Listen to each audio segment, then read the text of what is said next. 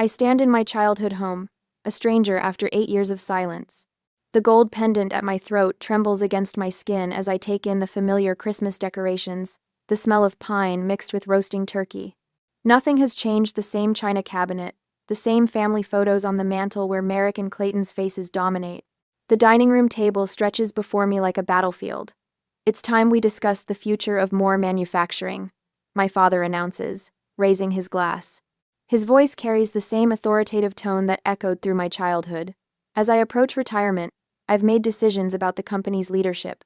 My brothers straighten in their seats, exchanging quick glances. Mother smooths her napkin, eyes fixed on her plate. Merrick will take over as CEO, with Clayton as COO. Father's gaze slides past me to fix on his sons. The ownership will transfer equally between them. The Moore legacy continues through my boys. The room falls silent. I feel eyes darting toward me, then quickly away. My water glass grows slick in my grip. And Arletta? My mother's voice breaks the silence, tentative as a sparrow. Father clears his throat. Arletta has chosen her path. He doesn't look at me. The tech industry, playing with gadgets. My knuckles turn white around the glass. 8 years ago, I would have lowered my eyes, accepted this dismissal.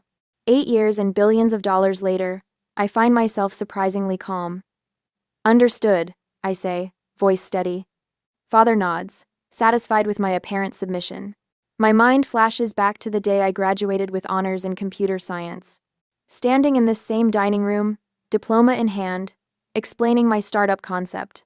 Neural networks could revolutionize medical diagnostics, I'd said, eyes bright with possibility. Father had laughed. Sweetheart, that's just playing with gadgets. Leave the real business to your brothers. Merrick and Clayton had nodded along, their business degrees from state school apparently worth more than my MIT education. Find a good husband, Mother had suggested, patting my hand. Someone successful. I'd left that night, applied for every loan I could find, worked 3 jobs until the first investor believed in me. Now, Father lifts his fork, the matter settled. We'll draft the paperwork after the holidays. Of course, Arletta, you could still marry someone successful. There's always that route for a woman. Anyone. The table falls silent. Mother stares at her plate. Clayton shifts uncomfortably. I continue eating, each bite deliberate. The trembling in my hands stops. I set my fork down carefully, the silver making a soft click against fine china. Thank you for clarifying where I stand. I meet his eyes directly. It's helpful to have things stated so plainly. Father blinks, unused to direct challenge. Now, Arletta. No, please. I lift my hand slightly. You've made your position clear. I appreciate the honesty. Merrick and Clayton exchange uneasy glances. They've always been the golden sons lauded for mediocre achievements while my successes were minimized. Neither speaks in my defense now. Their silence makes them complicit. Mother's eyes dart between us. She's never stood against Father, not once in 40 years of marriage. She won't start now, not even for her only daughter.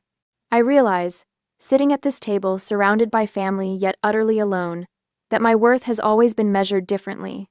My brother's value is intrinsic, mine conditional. The revelation settles in my chest, not as pain but as clarity.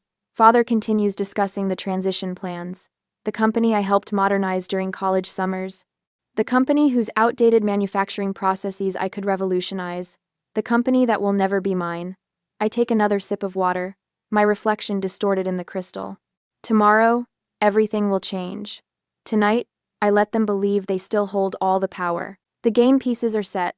They just don't know we're playing. Dessert sits half-eaten on Limoges china when my 15-year-old nephew Nico gasps. His fingers fumble with his tablet, nearly dropping it as he stares at the screen, mouth hanging open. Holy, he catches himself, glancing at his grandmother. Aunt Arletta, you're on the Forbes list. The room freezes. Merrick's fork clatters against his plate. Clayton's wine glass hovers midway to his lips. My mother's hand flies to her throat. Let me see that. Father's voice cuts through the silence, reaching for the tablet.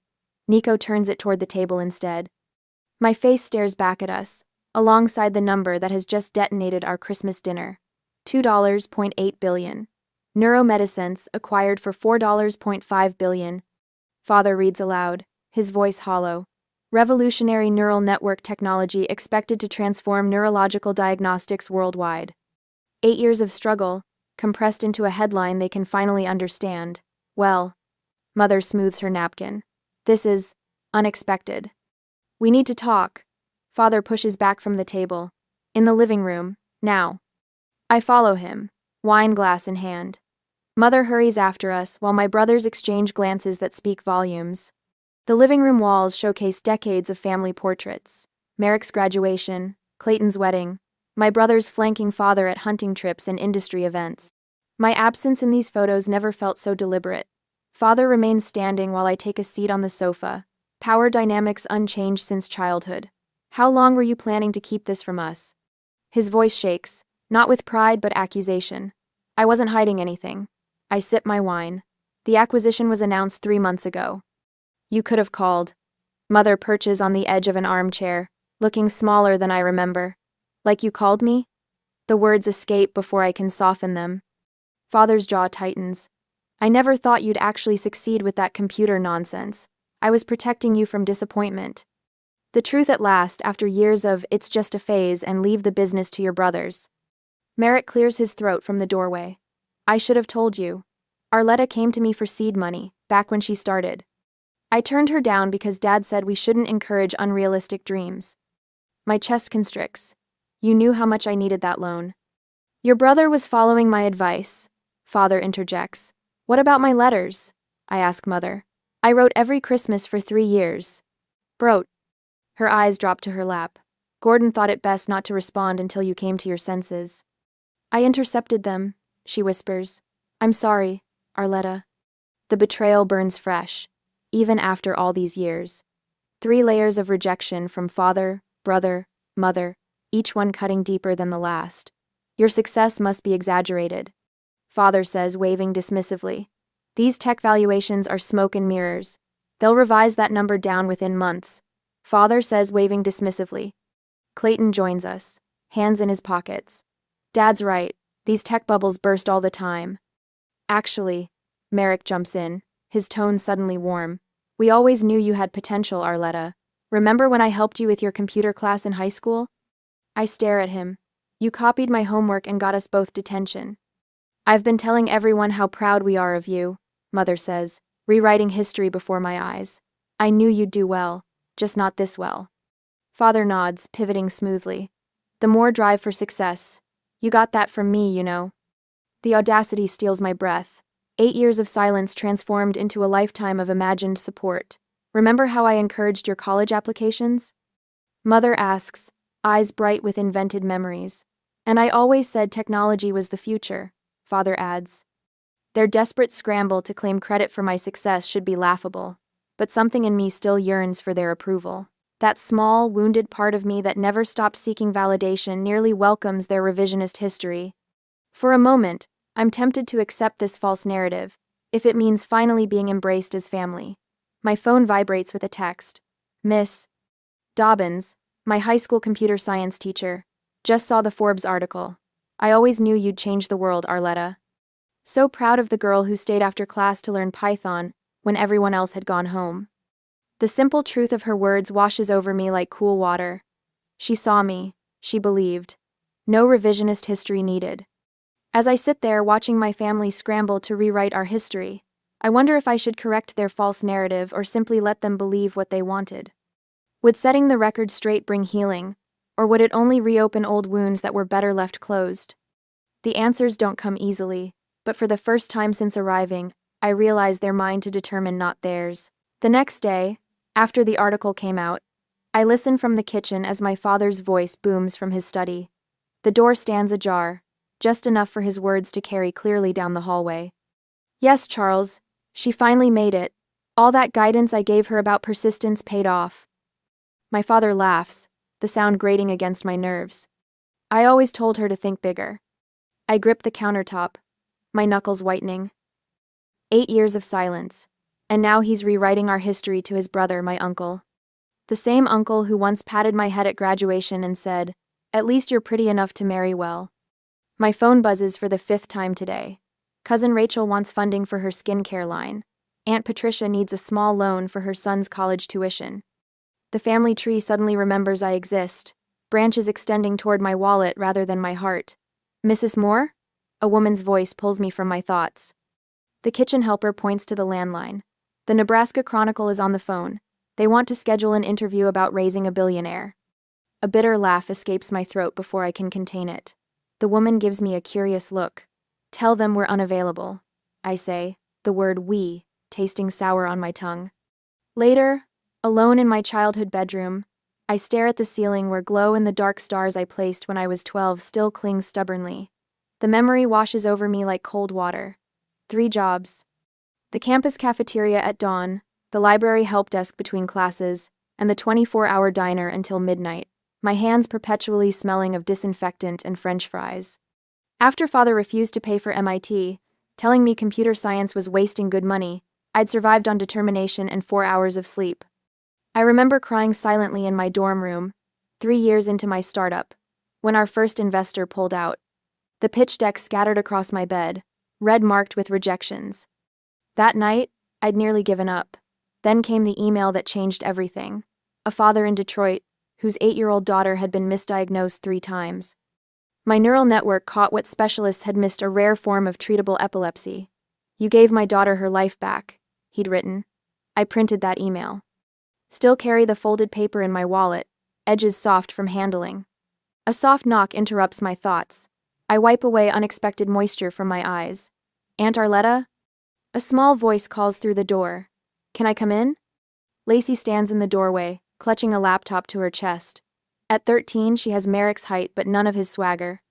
My computer science teacher assigned this coding project, and I thought, maybe. She looks at her feet. I want to be like you, not like them.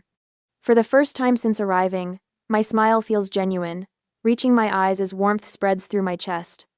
Come here, I say, patting the bed beside me. Let's see what we're working with.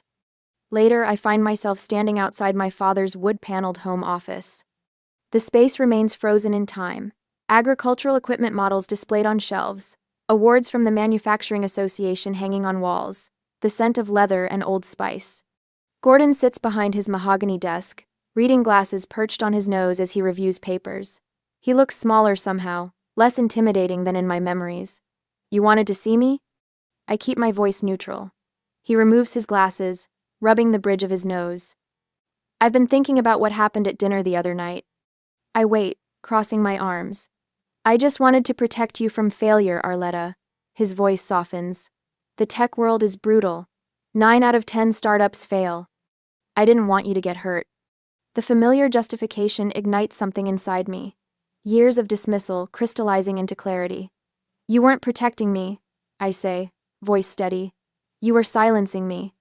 His eyes widen slightly. Every time I shared an idea, you called it playing with gadgets. When I graduated with honors, you suggested I find a husband instead of building a company. My hands remained steady. My voice calm despite the fire in my chest. That wasn't protection. That was control. Now wait a minute. I never needed your permission to succeed, Dad. The realization fills me with unexpected lightness. I needed it to feel worthy of success. There's a difference. He stares at me, mouth partially open, no words emerging. My mind drifts to Miss Dobbins, my high school computer science teacher. The after-school hours she spent helping me apply for scholarships behind my father's back. Your mind is exceptional, Arletta, she'd told me. Don't let anyone convince you otherwise. While my family saw limitations, others saw potential. The contrast couldn't be clearer now as I stand taller in my father's office than I ever had before. There's a family dinner tomorrow, I say, moving toward the door. I think it's time everyone heard the real story. Back in my room, I open my laptop, reviewing the audio recordings of my father's contradictory statements from the past 2 days. The lies about his support, the revisionist history. Tomorrow will change everything. I save the files to a folder labeled Truth and close my computer. Tomorrow night, from downstairs, I hear my father's voice calling everyone to the living room. While we gather, I'd like to make a toast, he announces as I descend the stairs. To my successful daughter who followed my advice. The crystal glasses clink. I smile, saying nothing. Yet, I raise my glass, mirroring my father's gesture from the night before. The room falls silent. My family watches with expressions ranging from curiosity to unease. To family, I begin, my voice steady, and to truth, I lock eyes with each person around the table as I speak, a deliberate cadence to my words. 8 years ago, I stood in this dining room with my MIT diploma, the 4th of June, 2017. I explained my neural network concept for medical diagnostics. Father shifts in his chair. I continue without pausing. After being told to find a good husband instead of pursuing my gadget playing, I applied for 23 loans. All rejected. I look directly at Merrick, including the one I asked you to co-sign on the 15th of July. Mother's eyes widen. She hadn't known this detail. I worked 3 jobs simultaneously. The Starbucks on Cooper Avenue from 5 to noon. Tech support at Midwest Data from 1 to 6. Coding freelance until 2 in the morning. I take a sip of water. For 18 months straight. November 2019. Dr. Chen became my first investor. By 2022, our platform had diagnosed early-stage neurological conditions in over 4,000 patients. Aunt Patricia whispers something to Uncle Ray. I maintain my rhythm. Last month, Neuromedicines was acquired for $4.5 billion. I set my glass down with a soft clink against the table. Not because I married well. Not because I got lucky. Because I refused to accept the limitations placed on me in this room.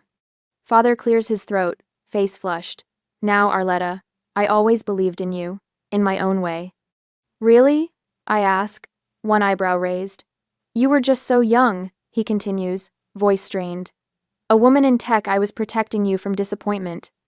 Dad explicitly forbade us from helping you, Merrick blurts out, surprising even himself. He glances at our father, then back at me. He said if we gave you money or connections, we'd be cut from the will. Clayton's fork drops against his plate. Merrick, what are you doing?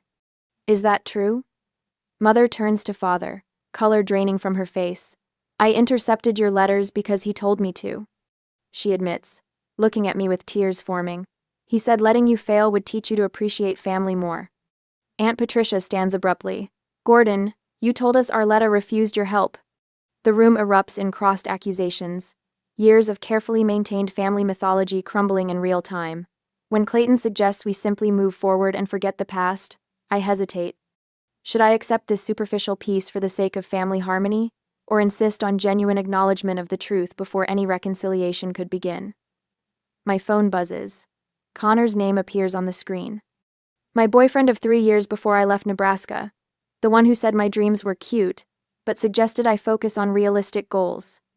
The text reads, saw you in Forbes. Always knew you had potential. Coffee when you're in town? I show the message to my cousin Trish beside me, who rolls her eyes. I type back, thanks, but I prefer to leave the past in the past. I press send while everyone watches. A small act, but the message lands. Several family members nod with newfound respect. You had Thanksgiving dinner with the governor last month. Aunt Patricia says, breaking the awkward silence. Your cousin Joanne saw the pictures. The governor's daughter uses our platform at her hospital, I explain. She credits it with saving her father's life after detecting early signs of a stroke. Father stares at his hands. When he looks up, his eyes are wet. I was wrong about you, he says, voice breaking on the final word. The admission hangs in the air. Not an apology, but the closest thing to one I've ever heard from him. Around the table, expressions change. Aunt Patricia squeezes my shoulder as she passes to refill her coffee.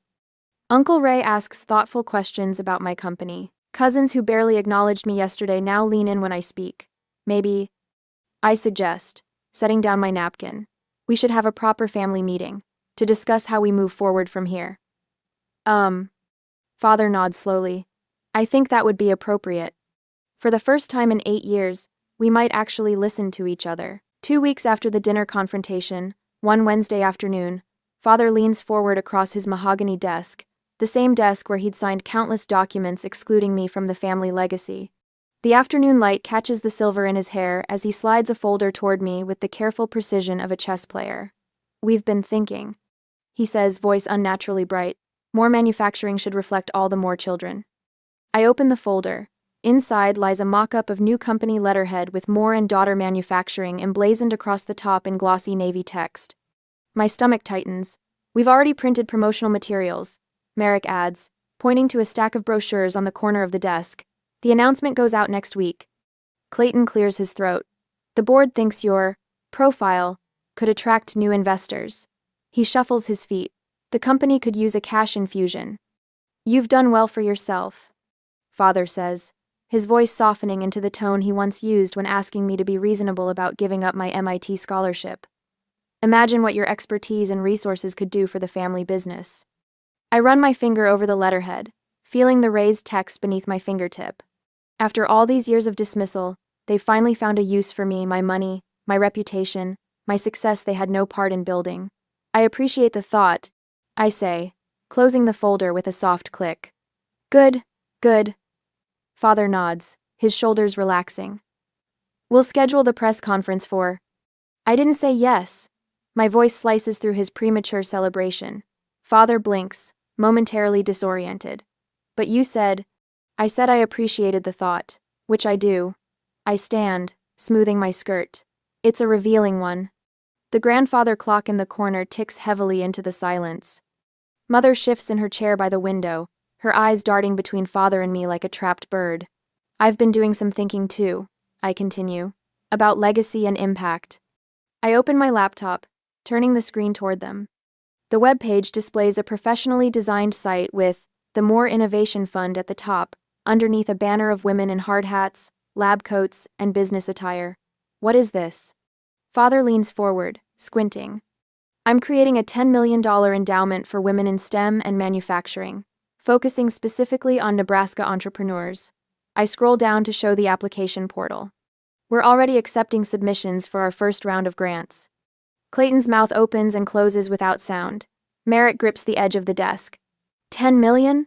Mother whispers. To start, I close the laptop.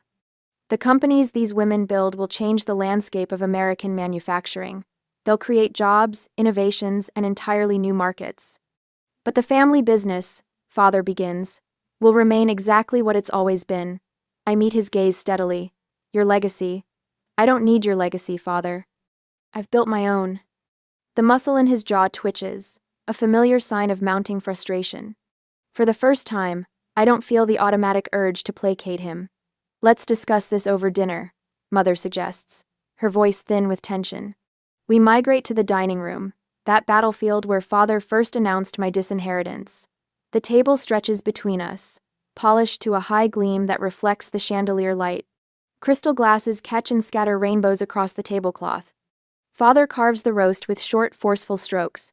This fund of yours, he says finally, it's a nice charity project, but real business requires experience. The fund isn't charity, I correct him. It's investment. And speaking of experience, I turn toward Mother, who startles slightly under the unexpected attention. I'd like you to join the board of directors, Mom. The carving knife freezes mid-slice. Mother's water glass stops halfway to her lips. Lorraine doesn't know the first thing about business, Father sputters. She's never worked a day. She raised 3 children while maintaining this house and supporting your career. I counter. She managed family finances, organized charitable events, and built community connections that benefited more manufacturing for decades. Mother sets her glass down carefully. Gordon always handled the important decisions, she says softly. And how has that worked for you? I ask her directly. A strange expression crosses her face, something between fear and curiosity. The board meets quarterly. I continue. First meeting is in February. You'd have a vote on all funding decisions. She can't possibly, Father begins. I accept, Mother says. The words fall into the room like stones into still water. Father's fork clatters against his plate. Lorraine, he says, voice low with warning. Mother straightens in her chair. It's time I had a voice too, Gordon. Quote. The remainder of dinner passes in weighted silence. Merrick studies his plate while Clayton attempts small talk that dies quickly. Mother eats with surprising appetite, her movements more decisive than I've seen in years. Weeks later, rumors reach me through business channels. Father has started seeing Dr. Hanover, a therapist specializing in controlling behavior. Clayton mentions it casually during our monthly video call, as if discussing the weather. People can change, my brother says, not quite meeting my eyes. At least, that's what Dad's learning. I think of Mother preparing for her first board meeting, calling me with questions about Robert's Rules of Order. I think of the first grant recipient, a woman developing biodegradable packaging materials, crying when we called with the news. The day before I leave San Francisco for a tech conference in Boston, Father calls. His voice sounds different, less certain, more human. Arletta, he says, my name awkward in his mouth after years of minimal use. Will you come back next Christmas? The question hangs between us, fragile and loaded with unspoken history. I look at the calendar on my office wall, already marked with next year's plans. I'll think about it, I tell him, and for the first time, I mean it. A year later, during Christmas time, I pull the lucid air into the familiar driveway, no longer hiding who I've become. Through the windshield, I see them gathered on the porch, not the stiff, formal reception of years past, but genuine smiles, open arms. My mother waves enthusiastically, a gesture that would have seemed impossibly exuberant just a year ago. Aunt Arletta. Lacey races down the steps, her tablet clutched to her chest. At 15, she's all gangly limbs and fierce intelligence. I need to show you something. Inside, the house feels different. The same furniture, the same Christmas decorations. But the air has shifted. No longer charged with unspoken resentments, it breathes more freely now. I wrote this program myself, Lacey whispers, pulling me into a corner. Her Python code fills the screen clumsy in places, brilliant in others. Mom said computers are for boys, but I showed her your TED Talk about neural networks. I squeeze her shoulder. Keep going. The world needs your mind. My brothers greet me with handshakes that turn into awkward hugs. Clayton's eyes hold an apology still working its way to his lips. Merrick mentions a manufacturing problem his team can't solve, asking my opinion without the defensive edge that once coded his words. When dinner is served, I take my place at the table, the same table where everything shattered and began to rebuild. Father stands at the head, carving the turkey with steady hands. His hair has more silver now, his posture less rigid. Before we eat, he says, lifting his glass, I want to toast my children, each successful in their own way. His eyes meet mine directly, no longer sliding past. I'm proud of all of you. A year ago, these words would have been everything validation I'd craved like oxygen. Now, I accept them with a smile, feeling their warmth without needing their heat to survive. The neural interface, your company developed for stroke patients. Mother mentions between bites. The Times called it revolutionary. I explain the technology without downplaying its importance or my role in its creation. No more shrinking to fit someone else's idea of my place. My voice carries the authority of someone who knows her worth. The doorbell chimes, and I rise. That's my guest. Miss Dobbins enters with a bottle of wine and a lifetime of believing in students when no one else would. Her gray hair is styled in a sleek bob now, her posture still teacher straight at 70. You remember Miss Dobbins, I say, though everyone does. She taught 3 generations of Moors, surviving my father's budget cuts when he chaired the school board. Later, when glasses are refilled, I stand. To those who see our potential when we can't see it ourselves. Miss Dobbins blinks rapidly, her glasses fogging slightly. My father nods, something humble in the gesture. Spring sunshine floods my San Francisco office 6 months later as I adjust my camera. 30 teenage girls from rural Nebraska stare back from my monitor, their faces eager during our virtual coding workshop. Never let anyone tell you what you can't build. I tell them, spotting Lacey in the corner of my screen. She's already helping the girl beside her debug her code. Nico, my brother's son, pokes his head into my office. The investors are here, Aunt Arletta. His summer internship has already taught him more than 4 years of business school taught my brothers. On my desk sits a new family portrait from Easter. My mother stands tall, confidence radiating from her posture. The More Innovation Fund board position suits her. Father stands beside me, not above me, his hand resting lightly on my shoulder. As I look at our new family portrait, I wonder which matters more in the end, being right about the past, or being open to a different future. Would you choose to hold on to the satisfaction of vindication, or embrace the possibility of genuine change, even if it means letting go of justified resentment?